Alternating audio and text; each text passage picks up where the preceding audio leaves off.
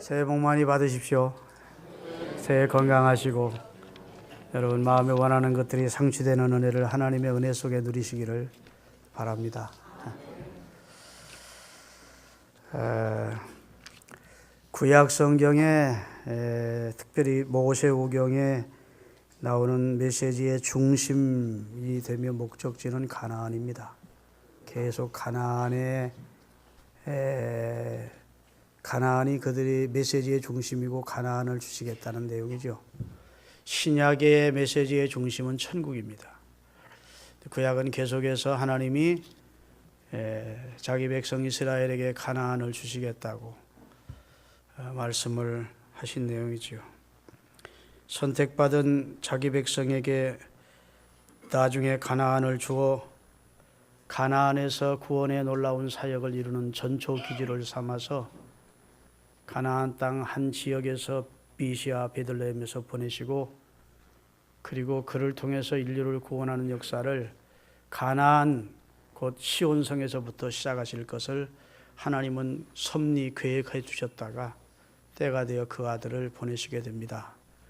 근데 보내시기 전에 하나님께서 첫사람을 수천 년 전에 선택하는데 아브라함을 선택하시죠.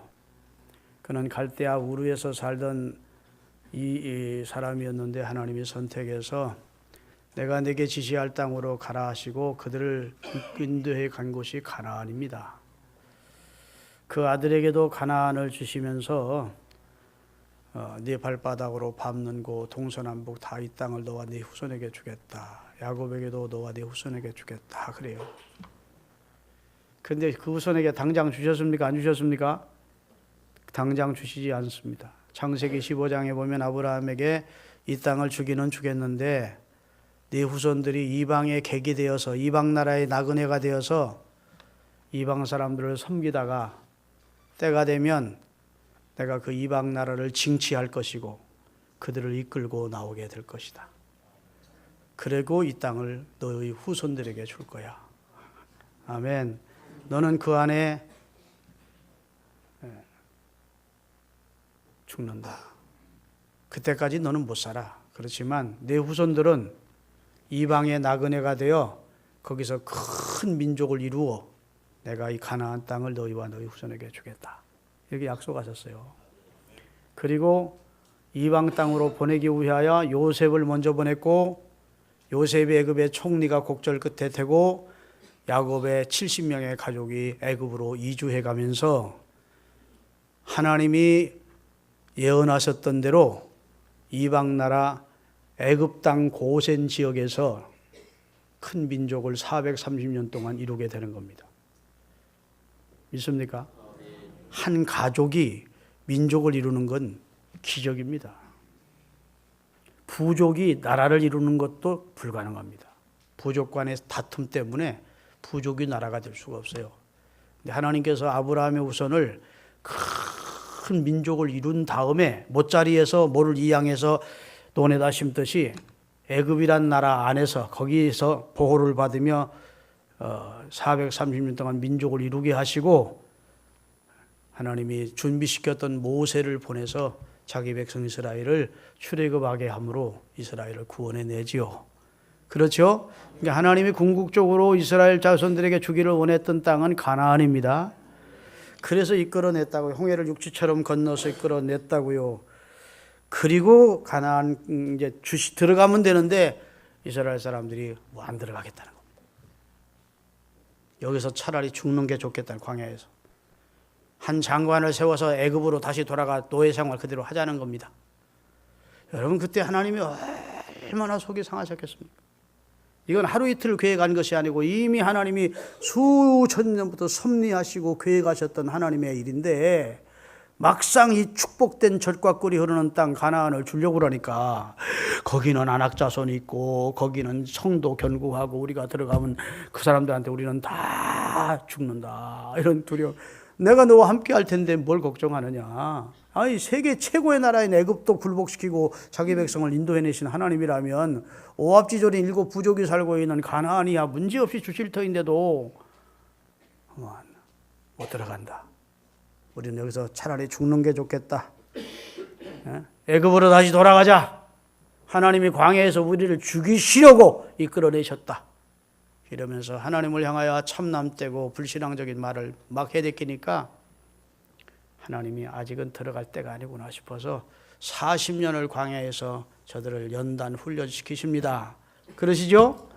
그리고 1세대, 출애굽한 1세대가 거의 죽고 출애굽할 때 12살 이하 된 그런 소아들과 그 다음에 광야에서 태어난 후손들만 데리고 여호수아와 갈렙이 그들에게 주시기로 그랬던 가나안 땅에 들어가게 된다고요.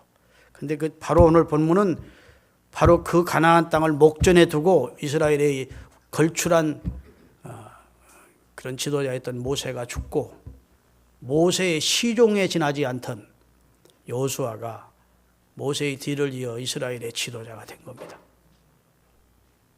그리고 하나님이 모세에게 말씀합니다. 내가 너와 함께 해줄 테니까 내 백성을 이끌고 가나안으로 들어가라.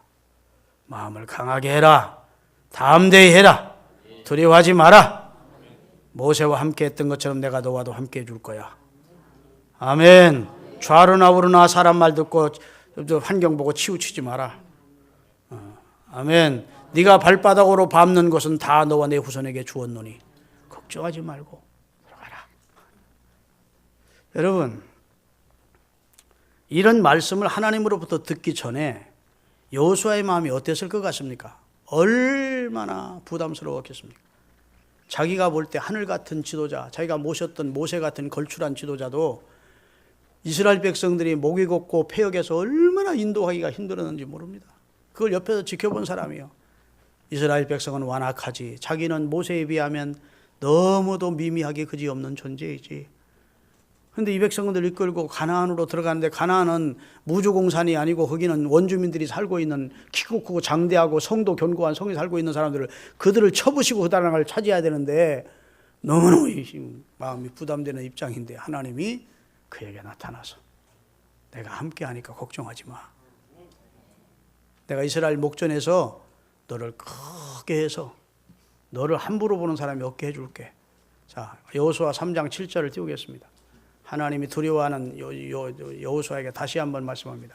여호와께서 여호수아에게 이르시되 내가 오늘부터 시작하여 너를 온 이스라엘 사람들이 보는 눈앞에서, 그러면 목전에 눈앞에서 너를 크게 해서 내가 모세와 함께 있던 것 같이 너와 함께 있는 것을 이스라엘 백성들이 다 보고 알고 깨닫게 해주겠다. 그래서 모세 앞에는 막 덤비기도 하고 모세 앞에 막 돌을 던지기도 하고 모세를 죽이려고 했던 이스라엘 백성들이 여호수아 앞에서는 꼼짝을 못합니다. 그만큼 하나님이 여호수아를 높이셨다.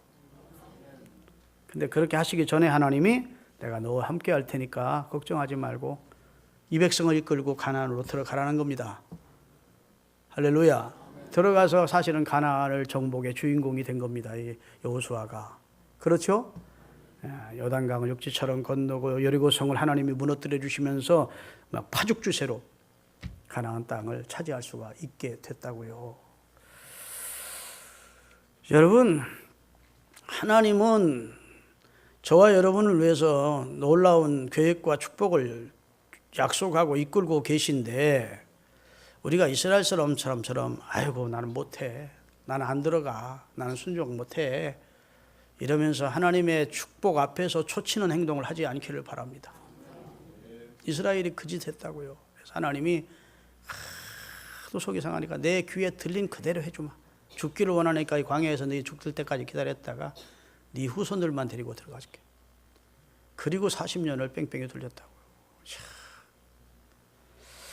사랑하는 여러분, 지금 우리나라 형편이 참 암울한 상태입니다.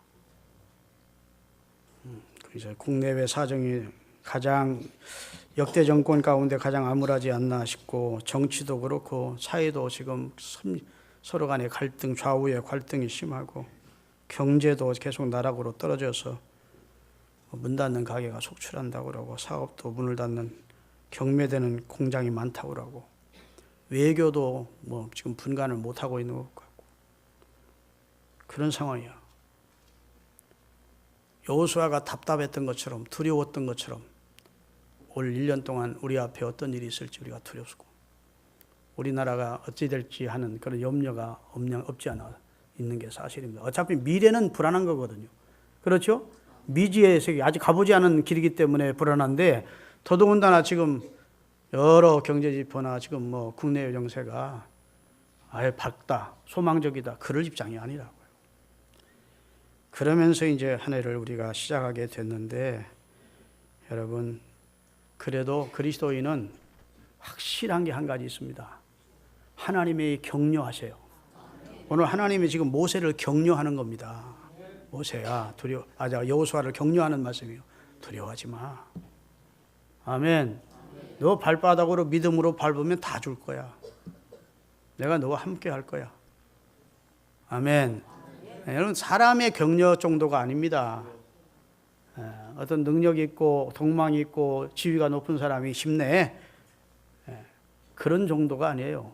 우리가 힘들고 지칠 때 친구들이 격려해주고 부모님이 격려해주고 지인들이 격려해주면 사실은 용기와 힘을 내게 되는 게 사실이죠. 격려라고 하는 말은 지쳐있는 사람을 용기와 힘을 갖도록 북돋아주는 것이 격려라는 말입니다. 근데 성경에 보면 하나님이 하나님의 사람들을 다 격려해서 세웠어요. 믿습니까? 야곱을 격려하십니다. 내가 너와 함께 해줄게. 너를 떠나지 아니할게. 너를 축복해 줄게. 두려워하지 마라. 아멘. 베드로를 주님이 격려하십니다. 바울을 주님이 격려하십니다. 내가 너와 함께 하고 있다. 믿습니까? 스바냐 3장 14절부터 17절까지 띄우겠습니다. 하나님이 자기 백성 이스라엘을 위로하고 격려하는 내용을 시온에 따라 노래할지어다. 이스라엘아 기쁘게 부를지어다. 예루살렘에 따라 진심으로 기뻐하며 즐거워할지어다. 여호와께와 내 형벌을 다 제거해 주었고 내 원수를 쫓아내 주었으며 이스라엘 여호와가 내 가운데 계시니 내가 다시는 화를 당할까 두려워하지 아니할 것이라. 그날에 사람들이 예루살렘에게 이르기를 두려워하지 말라. 시온아 내 어깨를 축 늘어뜨리고 살지 말라. 너희 하나님 여호와가 너희 가운데 계시니 그는 구원을 베푸실 전능자시라. 그가 너로 말미암아 기쁨을 이기지 못하여 하시며 너를 잠잠히 사랑하시며 너로 말미암아 즐거이 부르며 기뻐하리라. 하나님이 너를 얼마나 사랑하는데, 너를 얼마나 기뻐하는데. 아멘. 왜 어깨를 축 늘어뜨리고 손 늘어뜨리고 살아? 폐잔병처럼. 하나님이 격려하시는 말씀이에요. 엘리야가 노뎀나무 아래에서 죽기를 청하자 무슨 소리냐? 격려해 주십니다. 믿으십니까? 아이고 나 혼자 주의 일 하고 있고 나머지는 다 바알에게 머리 숙였다는 게 무슨 소리야? 7,000명이 아직도 남아있어. 그 격려해 주십니다. 그렇죠? 성경에 하나님의 사람들이 귀하게 쓰신 분들은 낙심될 때 어려움을 겪고 있을 때 다 오셔서 하나님이 격려해서 힘을 내게 해주셨다고요. 여러분 새해를 맞으면서 하나님의 격려를 받으시기 바랍니다. 성경은 오고 오는 하나님의 말씀이고 오늘 내게 주시는 현재 살아있는 말씀이요. 따라합시다. 성경은 옛날 이야기나 소설이 아니다. 하나님의 말씀은 살았고 운동력이 있어서 이 말씀을 내 것으로 받는 사람에게 이 말씀은 그대로 적용이 됩니다. 그러니까 이 새벽에 이 하나님의 말씀이 여러분을 위로하는 말씀이 되기를 바랍니다. 내가 너와 함께 해줄 테니까 두려워하지 마. 여러분 두려워하지 말라는 말씀이 참 성경에 많아요. 365번이 있대. 어떤 분이 한번 세봤나 봐요. 1년이 며칠이죠? 365일. 근데 두려워하지 말라는 말씀이 성경에 365번이 나오는 거 신기하지 않습니까? 그만큼 우리 인생은 무슨 문제를 만나면 두려워합니다. 불안해하죠. 1933년 소아마비 불구의 몸으로 미국의 대통령이 된 루스벨트라고 하는 분이 있습니다. 그분이 대통령에 취임하게 됐을 때에는 미국이 경제 공황을 만나서 산적한 어려움이 기다리고 있었습니다. 미국의 길거리에 노숙자들과 실업자들이 넘쳐났었다고요. 공장과 회사가 다 문을 닫았다고요. 은행이 텅텅 비었다고요. 다 사람들이 어려울 때 돈을 찾아가 버리니까. 그러면서 은행에 돈을 빌려서 사업을 해야 공장도 다시 돌릴 수 있는데 사업이 안 되는 거예요. 그런 어려움을 만났을 때에 미국의 사실을 유례 없는 그런 어려움이 그들에게. 근데 미국 사람들의 마음속에 두려움이 있는 겁니다. 이러다가 이거 우리 가정이 돈 떨어지면 망하지 않을까. 그래서 다 은행에서 다 돈 찾고 회사나 회사대로 문 닫고, 그런 상황에서 그가 뉴딜 정책을 세워서 나라의 가난을 몰아내고 실업자에게 일자리를 제공하고 노인과 실업자들을 위한 보험제도를 마련하고 테네시 강을 개발하는 데 착수하는 등 정책적으로 크게 노력한 결과 미국을 위기에서 벗어나게 할 수 있었습니다. 뉴딜 정책이라고 하는 것은 금융시장의 개혁과 사회제도를 개혁했습니다. 그러면서 그가 기회 있을 때마다 국민들을 향해서 호소했습니다. 여러분 두려워하지 마십시오. 이 나라는 하나님이 주인이신 나라입니다. 이 나라 백성은 여호와 하나님을 경외하는 나라가 아닙니까? 하나님이 이 나라를 다시 회생시켜 주실 것입니다. 그러니 두려워 마시고 여러분 집에 있는 돈을 은행에 맡겨 주십시오. 그래야 산업이 돌아갈 수가 있습니다. 막 설득하고 용기를 심어주니까 돈 찾아놓고 은행에 이제 집안에 감춰놨던 사람들이 대통령이 믿을만하니까 은행에 갖다 돈을 맡기고 회사는 은행에서 돈을 꾸어다가 사업을 다시 하고, 그래서 미국이 경제적으로 회복이 돼서 미국 역사상 4선을 성공한 사람이 4번 대통령을 한 사람이 이 루즈벨트 대통령이라고요. 그분이 한 일이 뭐냐면 국민들 마음속에 불안한 마음, 두려워하는 마음을 먼저 제거하고 하나님이 우리 민족은 지켜주신다. 우리 미국은 하나님이 세운 나라다. 하나님의 축복을 다시 받을 것이다. 여러분 두려워하지 말고 앞날에 너무 불안하지 말고 우리 하나님의 말씀을 순종하면서 여러분이 가지고 있는 돈을 다시 은행에 맡겨주십시오. 그래야 이 나라 경제가 돌아갑니다 했더니 우리나라에 한동안 어릴 때 금모으기 운동했던 것처럼 미국 백성들이 다 그래서 어려움을 극복했다는 일화입니다. 두려워하면 바르게 판단도 못하고 바르게 처세할 수가 없어요. 그래서 하나님은 우리에게 두려워 말라고 말씀하십니다. 여러분 신년 맞았는데 두려워하지 마시고, 두려워하지 말아야 될 가장 결정적인 건 내가 너와 함께 한다 입마로 해준다는 거예요. 내가 너와 함께 하는데 뭐 두려우냐는 겁니다. 하나님보다 높은 분이 있습니까? 하나님보다 강한 분이 있습니까? 하나님보다 귀한 분이 있습니까? 하나님보다 여러분을 더 사랑하는 분이 있으십니까? 그분이 우리와 함께 해주겠다. 그래서 이사야 41장 10절 잘 아는 말씀인데 한번 같이 읽고 오늘 주시는 말씀을 받으십시다. 다 같이 두려워하지 말라 내가 너와 함께 함이니라. 놀라지 말라 나는 네 하나님이 됨이라. 내가 너를 굳세게 하리라. 참으로 의로운 오른손 너를 도와주리라. 참으로 나의 의로운 오른손으로 너를 붙들어 주리라. 하나님의 응원가예요. 하나님의 격려입니다. 우리나라도 한참 월드컵 할 때 응원 많이 했습니다. 착착착착 대한민국. 그 응원가는요 세계가 알아주는 응원가였대. 하나님의 응원은 더 멋있어. 두려워 마라. 내가 너와 함께한다.